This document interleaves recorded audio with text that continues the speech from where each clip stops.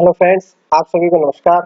मैं हितेश कुमार एक बार फिर से आप सभी का ज्ञानकोश यूट्यूब चैनल में स्वागत करता हूं। आज है 15 सितंबर और 15 सितंबर से जितने भी करंट अफेयर्स बनेंगी वो हम आज की वीडियो में चर्चा करेंगे। इस वीडियो का पीडीएफ आपको ज्ञानकोश यूट्यूब चैनल के डिस्क्रिप्शन में मिल जाएगा या टेलीग्राम ग्रुप है जो कि ज्ञानकोश नाम से ही है और ज्ञानकोश नाम से फेसबुक पेज है। आप लोग कहीं से भी इसके पीडीएफ को डाउनलोड कर सकते हैं। टेलीग्राम ग्रुप का लिंक और फेसबुक पेज का लिंक भी मैं डिस्क्रिप्शन में डाल दूंगा ताकि आप लोग वहां से भी इसके अलावा भी नोट्स वहां से ले सकें। चलिए शुरू करते हैं आज के कुछ महत्वपूर्ण करंट अफेयर्स। सबसे पहला प्रश्न, F1 टस्कन ग्रैंड प्रिक्स 2020 के विजेता बने हैं। तो F1 ग्रैंड प्रिक्स टस्कन के विजेता कौन बने हैं? अभी बने हैं लुइस हैमिल्टन। लुइस हैमिल्टन ने F1 टस्कन ग्रैंड प्रिक्स 2020 जीती है। अब यहां से प्रश्न ऐसे बनता है कि लुइस हैमिल्टन तो विजेता हुए, कौन से देश के हैं वे ग्रेट ब्रिटेन के हैं।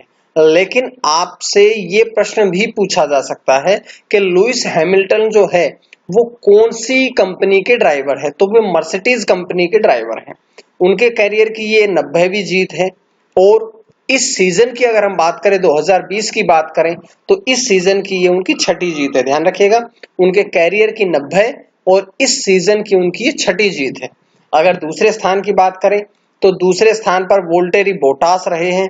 वोल्टेरी बोटास फिनलैंड के हैं और वोल्टेरी बोटास भी मर्सिडीज कंपनी के ही ड्राइवर हैं। तीसरे स्थान पर आ जाते हैं अलेक्जेंडर एल्बोन जो कि थाईलैंड देश के हैं और रेडबुल कंपनी के ड्राइवर हैं। अगर हम बात करें टस्कन ग्रैंड प्रिक्स की तो ये पहला संस्करण है। टस्कन ग्रैंड प्रिक्स का ये पहला संस्करण है जो कि 2020 में शुरू किया गया है। तो ये सारी जानकारी हमने इस प्रश्न से पढ़ ली है। अब हम बढ़ते हैं अगले प्रश्न की तरफ। 27वें आसियान रीजनल प्लेटफॉर्म में भारत का प्रतिनिधित्व किया। तो सबसे पहले तो बात यही करते हैं कि आसियान का 27वां रीजनल प्लेटफॉर्म लॉन्च किया गया है। इसमें भारत का लॉन्च नहीं किया गया, आयोजित किया गया है। इसमें भारत का प्रतिनिधित्व किसने किया है? तो इंपॉर्टेंट प्रश्न है। भारत का प्रतिनिधित्व किया है विदेश राज्य मंत्री वी मुरलीधरन ने। तो विदेश मंत्री जो है वो एस जयशंकर है, सुब्रमण्यम जयशंकर है, लेकिन विदेश मंत्री की बात नहीं कर रहे हैं हम, यहाँ कर रहे हैं बात विदेश राज्य मंत्री की। तो ये कंफ्यूजिंग क्वेश्चन है जिसको आप लोगों ने पढ़ना है अच्छी तरह से कि विदेश मंत्री है सुब्रमण्यम जयशंकर या एस जयशंकर, लेकिन बात यहाँ हुई है विदेश राज्य मंत्री की। तो विदेश राज्य मंत्री वी मुरलीधरन। इस प्लेटफॉर्म के दौरान समुद्री सुरक्षा, आतंकवाद और कोरोना वायरस से निपटने के जितने भी प्रयास हैं उन प्रयासों पर ही चर्चा की गई है। तो चलिए अब बढ़ते हैं अगले प्रश्न की तरफ। आसियान, अगले प्रश्न से पहले देखिएगा ये आसियान के ही रीजनल प्लेटफॉर्म का प्रतिनिधित्व किया था। तो हम कुछ बातें आसियान के बारे में भी पढ़ लेते हैं। आसियान जो है वो दक्षिण पूर्व एशियाई देशों का संगठन है और एक क्षेत्रीय अंतर सरकारी संगठन है। यह संगठन अपने सदस्यों और अन्य एशियाई राज्यों के बीच आर्थिक, राजनीतिक और सुरक्षा, सैन्य, शैक्षिक, सामाजिक, सांस्कृतिक एकीकरण को प्रोत्साहन देता है। तो कौन कौन से क्षेत्र में प्रोत्साहन देता है? ये देता है आर्थिक क्षेत्र में, राजनीतिक क्षेत्र में, सुरक्षा क्षेत्र में, सैन्य क्षेत्र में, शैक्षिक क्षेत्र में और सामाजिक सांस्कृतिक एकीकरण के क्षेत्र में ये प्रोत्साहित करता है। इसमें 10 दक्षिण पूर्व एशियाई देशों को शामिल किया गया है। अब अगर हम बात करें कि वे कौन से 10 देश हैं तो 10 देशों में आते हैं सबसे पहले तो इंडोनेशिया, दूसरा आता है थाईलैंड, तीसरे नंबर पे Singapore, Malaysia, Philippines, Vietnam, Myanmar, Cambodia, Brunei और लाओस। ये 10 दक्षिण पूर्व एशियाई देश इसमें शामिल है। तो ये जानकारी यहां से मिली। उसके बाद बढ़ते हैं अगले प्रश्न की तरफ। यूएस ओपन पुरुष टेनिस टूर्नामेंट 2020 के विजेता बने। बहुत इंपॉर्टेंट प्रश्न है कि यूएस ओपन 2020 के विजेता कौन बने हैं पुरुष की, क्योंकि महिलाओं की हम बात कर चुके हैं कल की वीडियो में। तो ऑस्ट्रेलिया के डोमिनिक थिएम जो है वो ऑस्ट्रेलिया के हैं जो इस वर्ष 2020 में यूएस ओपन पुरुष टेनिस प्रतियोगिता के चैंपियन बने हैं। उन्होंने अपना यह पहला ग्रैंड स्लैम खिताब जीता है, उन्होंने। और यूएस ओपन एरा के इतिहास में ऐसा पहली बार हुआ है जब कोई खिलाड़ी फाइनल में पहले दो सेट हारने के बाद में अंत के 3 सेटों में विजय प्राप्त करता है। तो ऐसा डोमिनिक थिएम ने कर दिखाया है और इस बार पहली बार इतिहास में ऐसा हुआ है कि फाइनल में पहली बार एक टाईब्रेक के द्वारा तय किया गया है, निर्णय लिया गया है। तो ये बात यहां से थी, टाईब्रेक के द्वारा, ब्रेक के द्वारा। उसके बाद बात करते हैं जापान की जो नाओमी ओसाका है, वो महिलाओं का खिताब उन्होंने जीता है। नाओमी ओसाका के साथ भी ऐसा ही हुआ था कि 1993 के बाद में पहली ऐसी महिला खिलाड़ी बनी जिन्होंने पहले सेट में हारने के बाद में दूसरे 2 सेटों में जीत प्राप्त करी। और ऐसे ही डोमिनिक थिएम है कि पहले 2 सेट में हारा है और फिर अंत के 3 सेट लगातार जीते हैं। तो ये अब की बार के पुरुष और महिला दोनों यूएस ओपन टेनिस टूर्नामेंट के विजेताओं की हमने बात करी है। उसके बाद अगला प्रश्न, मेरा परिवार मेरी जिम्मेदारी अभियान शुरू किया गया है। तो मेरा परिवार मेरी जिम्मेदारी अभियान किसने शुरू किया है? ये अभियान शुरू किया है महाराष्ट्र राज्य में और महाराष्ट्र के मुख्यमंत्री उद्धव ठाकरे द्वारा इसे शुरू किया गया है। अब इसके उद्देश्य की हम बात करें तो इसका उद्देश्य है कि कोरोना वायरस से निपटना, पहली बात। दूसरा यह है कि मास्क पहनना सभी के लिए अनिवार्य रहेगा।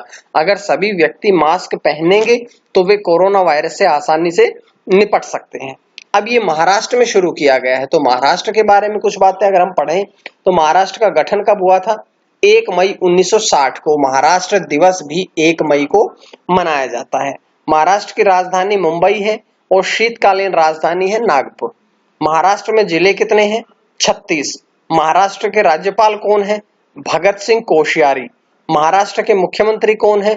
उद्धव ठाकरे, जो कि शिवसेना से हैं। एक बहुत महत्वपूर्ण प्रश्न बनता है कि महाराष्ट्र के उप मुख्यमंत्री कौन है? तो अजित पवार जो हैं वे महाराष्ट्र के उप मुख्यमंत्री हैं। तो ये जानकारियां इस प्रश्न के साथ साथ महाराष्ट्र से मिली। उसके बाद अगला प्रश्न, भारत की पहली कोविड-19 हवाई अड्डा परीक्षण सुविधा शुरू की गई है। तो भारत की पहली कोविड-19 हवाई अड्डा परीक्षण कहां पर शुरू की गई है ये सुविधा? तो ये सुविधा शुरू की गई है दिल्ली के इंदिरा गांधी अंतरराष्ट्रीय हवाई अड्डे IGI एयरपोर्ट दिल्ली, जिसके टर्मिनल नंबर 3 पर यह सुविधा शुरू की गई है। और इसके परीक्षण के जो परिणाम है वो परिणाम मात्र 4 से 6 घंटे में ही परिणाम आप लोगों को प्राप्त हो जाते हैं। तो ये IGI एयरपोर्ट पे शुरू की गई है नई दिल्ली में। यहां से ये प्रश्न इंपॉर्टेंट था। उसके बाद अगला प्रश्न है, DRDO रिसर्च लैब खोलने की मंजूरी मिली है। तो DRDO रिसर्च लैब जो है वो कहां पर खोली जाएगी? वो खोली जाएगी मध्य प्रदेश के मुरैना जिले के कैलारस और जोरा क्षेत्र में। कैलारस और जोरा क्षेत्र जो कि मध्य प्रदेश के मुरैना जिले में पड़ता है, यहाँ पर ये DRDO रिसर्च लैब खोलने की मंजूरी मिली है। इसके साथ ही यहाँ के जो मुख्यमंत्री हैं शिवराज सिंह चौहान, उन्होंने मुरैना में ही एक मेडिकल कॉलेज खोलने की भी घोषणा की है। तो ये जानकारियां यहाँ से मिली। उसके बाद अगला प्रश्न, उसके बाद अगला प्रश्न है, अगले प्रश्न में चलते हैं। फेसबुक ने के वैश्विक व्यापार समूह के निदेशक बने हैं। तो फेसबुक के वैश्विक व्यापार समूह के निदेशक कौन बने हैं? अभी बने हैं अरुण श्रीनिवास। अरुण श्रीनिवास को फेसबुक का वैश्विक व्यापार समूह का निदेशक बनाया गया है।